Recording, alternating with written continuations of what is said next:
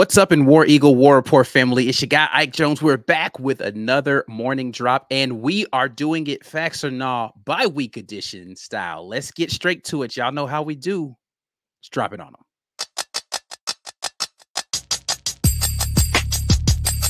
You are now listening to the War Rapport. Drop. Morning drop. It is Friday, October the 11th. And we are talking about Auburn football during the bye week, facts or not style, brought to you by the folks over at the Rogue Shop. Make sure you head over to rogueshop.com and use code RAPPORT when you do to get a little something off at America's #1 online dispensary. Joining me once again inside the morning drop is my guy, Dylan Lark, talking a little more Auburn football during the bye week, facts or not style. Dylan, how we feeling? Feel pretty good. You know, I get to go a weekend without having to watch Auburn play. I get to nice little stress-free weekend. Get to relax. Hopefully, get to watch other people stress out. But you know, I don't got to worry about that for me. It would definitely make my weekend a lot better if I could see a couple of people lose games that are not anticipated losing, just so you know I could laugh at someone else's pain for a little while. I'm still laughing about Bama's pain.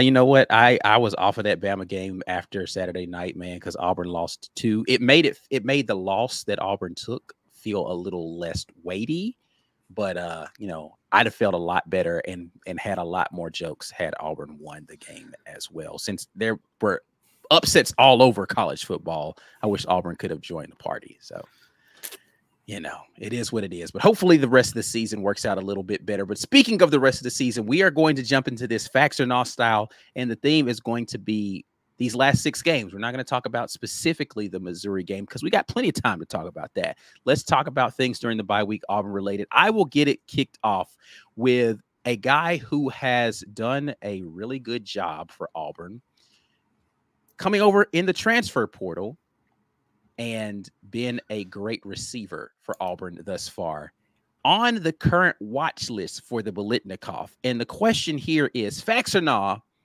Keandre Lambert-Smith finishes the season at least a finalist for the Biletnikoff Award. What say you, Dylan, in terms of Keandre Lambert-Smith's potential to be on that finalist list?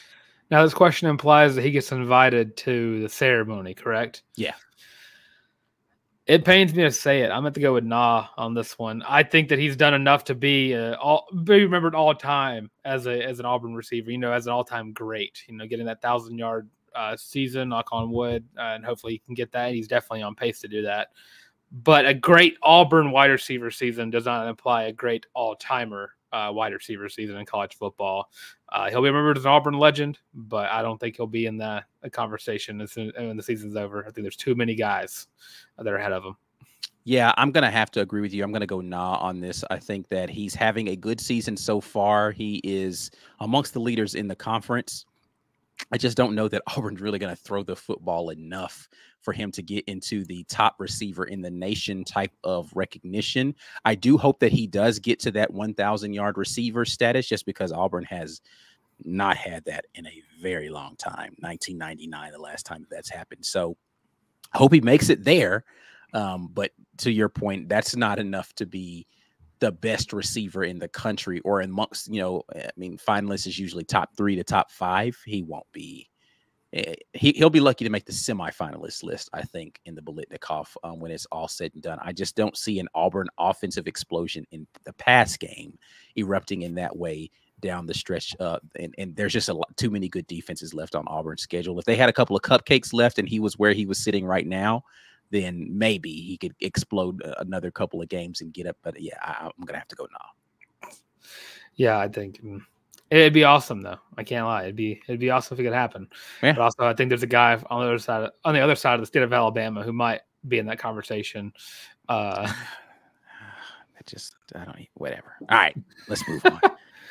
Well, speaking of where people stand, going to their stats so far in the season, Auburn's not had a 1,000-yard rusher since, I want to say, 2017. Kerryon Johnson. I don't think Bobby Whitlow ever hit that. Tank Bigsby, including the bowl game, I think hit it once before he got out of here. But he might have. But yeah. it was a close call. But currently, Jarquez Hunter stands at 528 yards, averaging 6.8 yards per carry.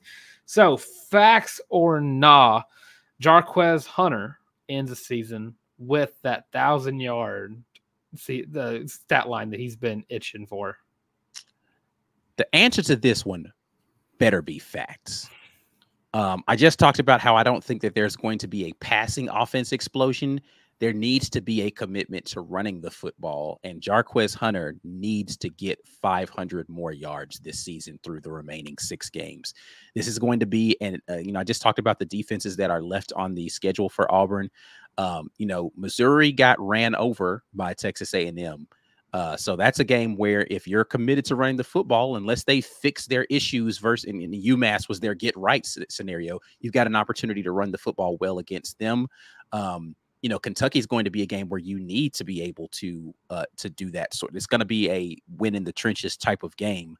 So they need to be able to run the football well against them. You darn well better run the ball well against ULM. Texas A&M is going to be tough. And I don't want to skip over Kentucky like they're not going to be tough. They have a tough defense, but that's another game where you need to be able to control the ball in the trenches and really keep their offense off of the field. And then same thing with Vanderbilt, honestly. Vanderbilt's defense has not played well this season. They've given up quite a few points to just about everyone that they've played. So that's going to be another team that you're going to be able to run the ball against, and you better keep Diego Pavia off of the field as much as you possibly can. So the only team that has quick strike capability that's left on Auburn's schedule, Missouri has quick strike capability, let me not look over them, is really Bama, right? And so the name of the game is going to be ball control. Jarquez Hunter is your ball control. Better happen. Facts. Yeah, I'm going to go with you on that one too. Facts. The only way Jarquez Hunter does not hit this is in case a guy holding a play call sheet decides not to run the ball anymore, which we've seen thus far in the season, but it's usually towards the end of the game when Auburn's trying to throw the ball back to get back into it. But yeah, Jarquez Hunter's going to get that 1,000-yard year. I guarantee it at this point because he deserves it at least. Yeah, I agree with that wholeheartedly. He deserves to be a guy who's able to have that on his Auburn career rushing resume, as he was a 1,000-yard rusher at some point in time. All right. I'm going to go ahead and listen, we're going to keep it on the offensive side all the way through here. I'm going to go ahead and get this one out of the way, and we're going to talk about it. Facts or nah? Peyton Thorne is the starting quarterback for all remaining 6 games here on Auburn's schedule to finish the season. This might be the toughest one out of the ones we chose, because looking ahead, I mean, I talked about this earlier. If I was a coach, it would be so hard for me to put a guy back in the saddle after he decided not to run the play that I called, and especially when the play that he chose to run just went nowhere, but backwards. I think. Let's see. I'm going to go nah. I think you see another quarterback. I think you see a Hank Brown. I think you see just someone else go in. I think he might do something dumb again. Gives up taken out. You've got 2 tough road games ahead of you. Vanderbilt is no laughing matter anymore. And, of course, A&M down the line. I mean, you could see Hank Brown start back up the Iron Bowl for all I care.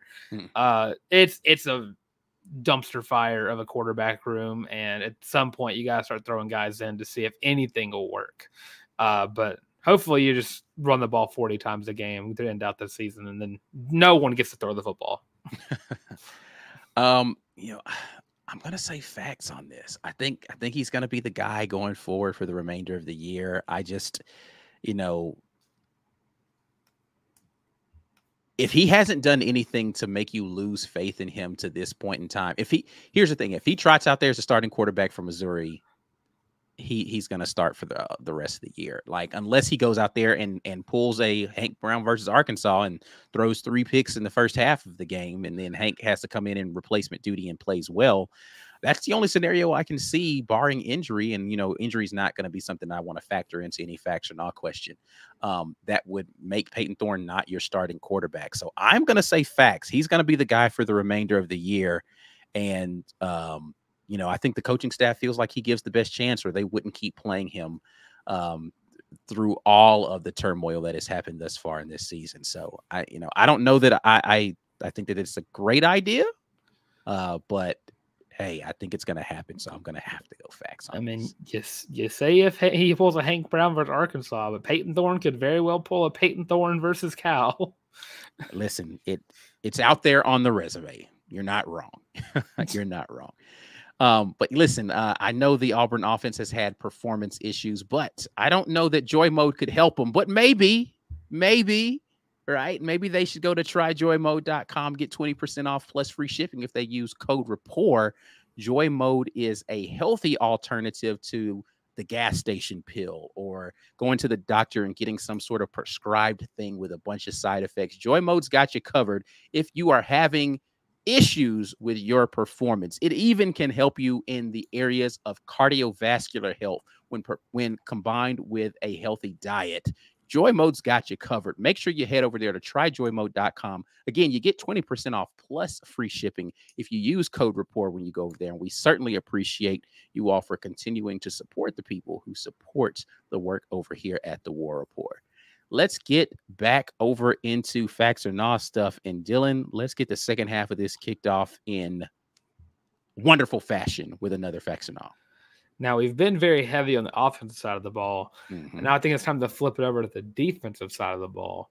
So, Auburn's single-season sack record is 12, done by one Nick Fairley, who, of course, won the Lombardi Trophy Award as Auburn went on to win the national championship that season, led by one Cam Newton, who now a host on First Take, from what I've heard earlier today.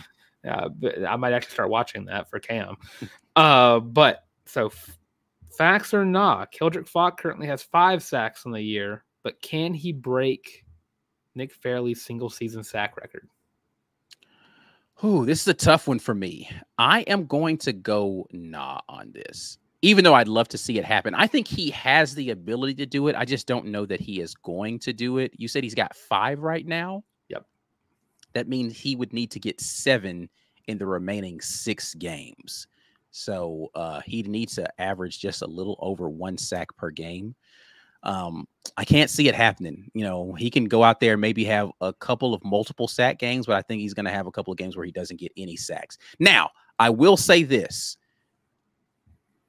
You've got a pocket passer at Texas A&M that he'll have an opportunity to tee off on.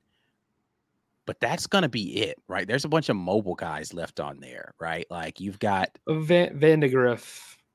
Vandegrift likes to use his legs. He can get outside the pocket a little bit. He's not what I would call a dual threat. Yeah, but he can extend plays and do that sort of thing. The same thing with Brady Cook. Improviser role, I think. Brady Cook, same kind of thing, right? He's not like a runner, but he'll extend some plays. I do think Missouri's a game where he can go get a sack though on Cook because he does like to hold the ball a little bit because he's looking for big plays. But then you've got Diego Pavia, who's difficult to sack. Then you've got that guy on the other side of the state, very difficult to sack. ULM. Hopefully Auburn's beating the pants off of him and he doesn't even have to be in the game long enough for this to be a thing. But we'll see what happens in that game. So really he's only got the opportunity really in 2 games to be multiple sack guy. So I'm going to go with nah on this one and say that he doesn't get to 12 sacks this season. I was getting ready to ask you what your scouting report was on General Booty. Talking about beating the pants off of him. But yeah, I think I'll be the optimist here. I'll go facts on that. Okay, not mad at it. I think that he's leading the conference in pressures right now. I think that you're gonna get some sacks later on. I think that you're gonna rely heavily on what he can do. I mean, he's been playing like his hair's on fire over the past few weeks. I think you're gonna get another 3 sack game out of him later down the line. I think you're gonna get that record. And hopefully he's up there as a finalist for some other awards too down the line. Because I mean, I'm not an optimist on the offense right now, but the defense has definitely surpassed my expectations, and that's fully led by Keldrick Falk, and what an amazing year he's having so far. Listen, I am not mad at that. I would love to see him be able to get it. Like I said, I think he's going to need a couple of multi-sack games to be able to do that. With 6 games left, if he gets 2 games with 2 sacks apiece, right, that would mean that he's only got 2 in the last 4, get 3. Possible. Definitely a possibility, and Keldrick Falk is off to a good start. Congrats to that young man out there actually absolutely balling. All right, let's get to this next one. Auburn has been abysmal so far this season in terms of turnovers. Can they reverse fortune? So the question here, facts or nah, Auburn wins the turnover margin in the last 6 games of the season. So for those 6 games, Auburn flips it and now turns the other team over more than they turn the ball over. What are you thinking? This one's tough. I might have to go with nah on this one. Going back to my pessimist ways on the offense. Yeah. I just look at it. I mean, Auburn has a nice little streak of 2 games where they've not had turned over the ball 2 or more times. But once you've made it a habit, you're going to need, and I guess the bye week is going to help out with that a lot. But right now it's kind of hard for me to believe that Auburn won't find a way to resort back to what they were just a couple weeks ago. So yeah, I'm going to go with nah on that one. Okay. I'm going to be the optimist on this one. I'm going to go facts. Auburn is going to win the turnover battle just because I feel like a lot of those turnovers were kind of fluky, right? Like the passes that got tipped that Cam Coleman should have caught there, turnover going into the monsoon that happened randomly there in the New Mexico game by the fumble there by Damari Alston, and he gets the fumble basically running into the end zone versus Arkansas. Like, I think that Auburn put a big focus on trying to take care of the football. I think they continue to do that through the remainder of the season. Now, they do have some tough defenses, as we've already stated. But I just think Auburn's been a little snake bitten in the second half of the season. They're going to reverse that trend and go in the opposite direction. So I think they're going to win it. Now, I don't know by how much they win the turnover margin, and it's going to require the defense actually forcing some turnovers here, or maybe getting a little lucky, right? But I think Auburn's just due for a little good luck when it comes to the bounce of the picks. Again, we'll go with facts on this when they win the turnover margin in these final 6 games. I hope you're right. I hope I'm right too. Now it's time for the big question. Oh man. Auburn is currently 2-4, 0-3 in the SEC. Looking down the line, you got at number 21 Missouri next week. After that, you got at Kentucky, who's been giving teams all kinds of HE double hockey stick. Then you got Kalen DeBoer's father in Vanderbilt. Then you get a nice little bye week for General Booty and UL Monroe. Then you got number 15 Texas A&M, who just got done throttling Missouri. And then rounding out the year, traveling to T-Town to take on Alabama. Now, facts or nah, Auburn can find 4 wins in that and make it to a bowl game. Dylan, I'm not going to lie to you. I'm going full bug on this. I'm saying facts. Auburn's going to win at least 4 of these last 6 games. Every one of these games is winnable. They're going to get 4 of those 6. If the turnover trend that I just talked about moves in the direction that I think that it should for these remaining games, Auburn's going to give themselves a shot in every one of these games to win. That was the big reason why they hadn't won a lot of the games in the first 6. I'm going to say that they're going to find ways to win these games. And this is, again, I'm acknowledging this is not analysis of, Auburn. This is the fan in me saying this. This is the bug side of me coming out. And I'm not ashamed to wear that proudly. I'm not mad at anybody who's not doing it. Doesn't matter. I'm going to bug because Auburn still has a chance to win the games that have not been played. Line them up. Knock them down. Auburn wins at least 4 games in these last 6. Yes.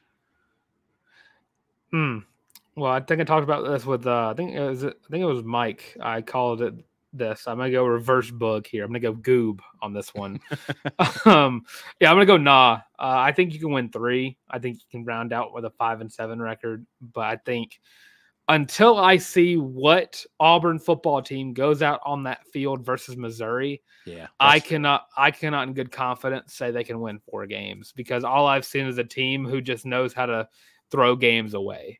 Yeah. So I need to see a competent a couple of upsets down the line. I need to see a competent Auburn versus Missouri, especially in Columbia, before I can even think about giving this team a bowl game. It's just I can't do it. Listen, that's completely fair, and probably the more level-headed, analytical, like football smart thing to say, because that's the reality, is this team has not shown the ability to do anything that makes you feel confident about it. So I'm not mad at you saying it. I'm just it's the goob. I have to hope against hope out here that Auburn's going to find a way to figure it out. This team's too talented, and they've been in the position to be able to get this done. Go figure it out during the bye week and come out here and get this win versus Missouri and start this momentum in the right direction.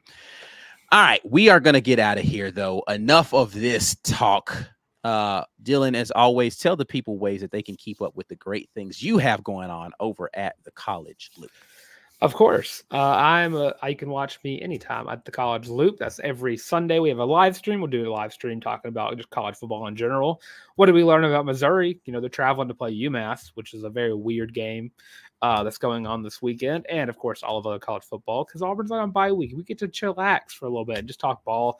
Then Tuesday and Thursdays every day, or every week, talking Auburn ball, catching up on what we missed. Sam Turner going to be a huge conversation point for a while. 4-star wide receiver coming to the Plains. And of course, you can follow me on Twitter as well, at your boy the Tank. Go check me out on there if you want other sports takes, because I like to tweet and I like my opinions. Hey, listen, Twitter's the place to get your opinions out there, man.